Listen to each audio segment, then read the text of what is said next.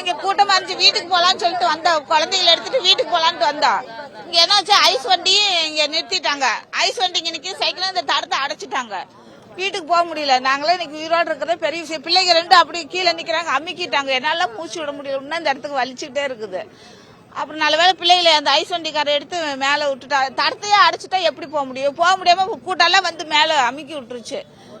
ஒருத்தர் விழுந்து குழந்தைகளை காண கை விட்டு போயிட்டாங்க. எங்க போயிட்டாங்கன்னு தெரியல.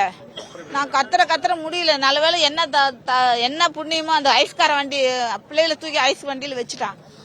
அதுக்கப்புறம் என்னை பிடிச்சி தள்ளி வெளியே போயிட்டாங்க. இந்த தடத்தை அடைக்காம இருந்தாங்கன்னு வச்சுக்கோங்க, இவ்வளவு இது ஆயிருக்காது. இது ஃபுல்லா அடைச்சிட்டா எங்க போறது? கூட்டத்தை எங்க போறது? இன்னைக்கு நாங்களும் உயிரோடு இருக்கிற பெரிய விஷயம். எனக்கு இன்னும் இந்த இடத்துக்கு நெஞ்சு வலிச்சுக்கிட்டே இருக்குது. ஃபுல்லா கூட்டம் பூரா வந்து மேல விழுந்துச்சுங்க. எல்லாம் போறதுக்காக கப்புன்னு எல்லாம் வந்துட்டாங்க.